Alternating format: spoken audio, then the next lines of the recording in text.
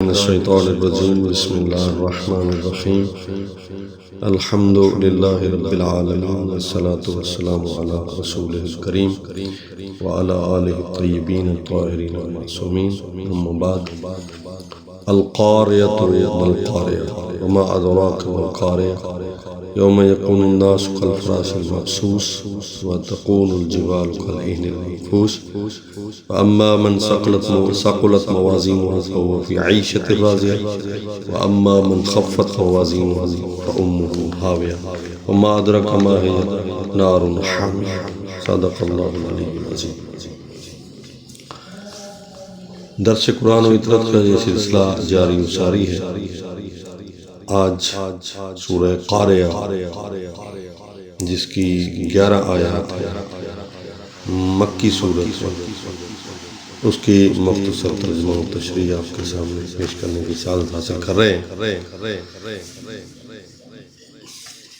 اس سورت کی وجہ تسمیہ جو ہے وہ یہ ہے کہ اس کی پہلی سورت میں لفظ قاریہ استعمال ہے، اس لیے اس کا نام ہے سورۃ القاریہ۔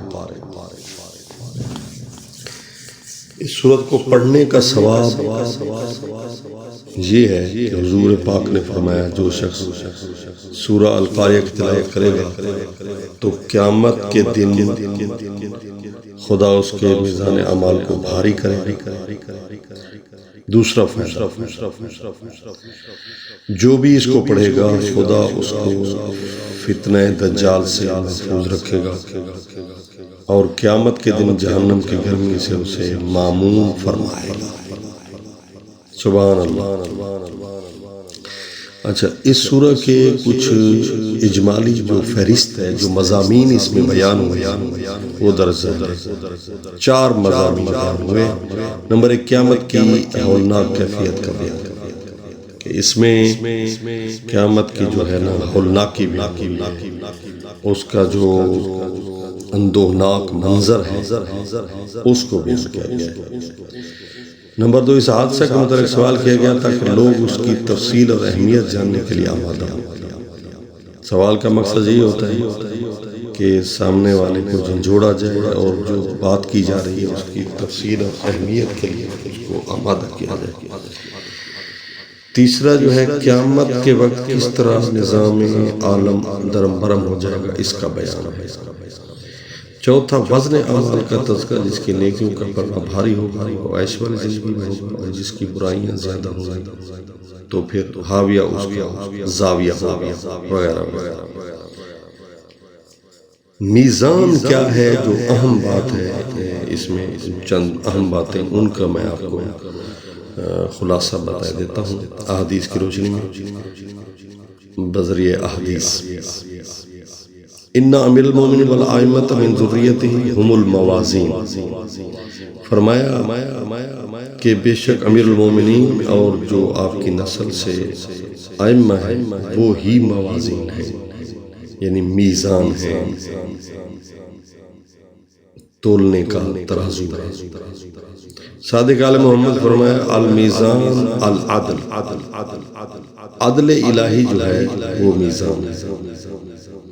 اس طرح 2 چیزیں جو ہیں وہ احادیث میں آئی ہیں، اولیاء اللہ اور قوانین الہی، ہی وہ ترازو ہیں جن کے سامنے مخلوق کے اعمال کو پیش کیا جاتا ہے، اور جس قدر ان کے ساتھ یعنی ان 2 چیزوں کے ساتھ انسان کے اعمال کی مشابہت ہوگی اور مطابقت رکھتے ہوں گے تو وہی ان کا وزن ہوگا، یعنی جتنی وہ زیادہ مشابہت رکھیں گے قوانین الہیہ کے ساتھ اور انبیاء خدا کے ساتھ، ائمہ خدا کے ساتھ لوگوں کے اعمال کی جو ہے نا مشابہت ہوگی تو ان کا وہی وزن ہوگا۔ امام محمد باقر علیہ السلام نے فرمایا ما فی المیزان شیء اثقل من الصلاۃ علی محمد و آل محمد۔ بہت خوبصورت فرمان ہے۔ فرمایا کہ انسان کے، مومن کے میزان میں سب سے بھاری چیز جو ہے وہ ہے محمد و آل محمد پر صلوات۔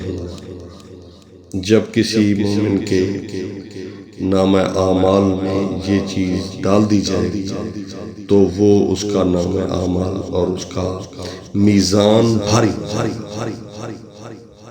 جناب سلیمان فارسی کی ایک عمدہ گفتگو ہے جو اس جو حقیقت میں وحی اور سنت کا خلاصہ ہے۔ کسی شخص نے تحقیر کے طور پر سلمان فارسی سے کہا تو کون ہے، تیری حیثیت کیا ہے، تیری کچھ بھی قدر و قیمت نہیں۔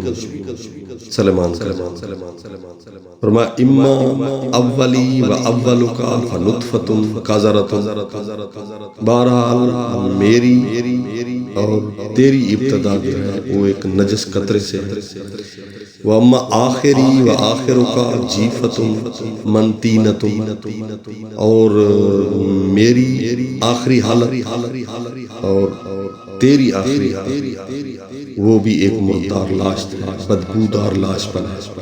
فاذا کان یوم القیامہ ونصبت الموازین، جب قیامت کے دن آئے گا اور میزان نصب کیا جائے گا، فمن ثقلت موازینہ فهو الکریم، جس کے اعمال کے وزن زیادہ ہوں گے وہ کریم، ومن خفت موازینہ فهو اللئیم، اور جس کے اعمال کے وزن ہلکے ہوں گے وہی گھٹیا۔ تو دعا ہے کہ پروردگار ہمارے عمل کے ترازو کو محمد والے محمد کی محبت کے ذریعے وزنی کر دے۔ پروردگار عیشت الراضیہ کا حصول تیرے لطف و کرم کے بغیر آسان نہیں، بس تو خود ہی اس راہ میں ہماری پر الہ تیری دوزخ کی آگ بہت ہی سخت جلانے والی ہے اور ہم میں اس کو برداشت کرنے کی طاقت نہیں، اپنے رحم و کرم کے پانی سے ہمیں خاموش کر دے۔ دعا ہے کہ اللہ تعالی ہمیں قرآن مجید کو سمجھنے اور اس پر عمل کرنے کی توفیق نصیب فرمائے۔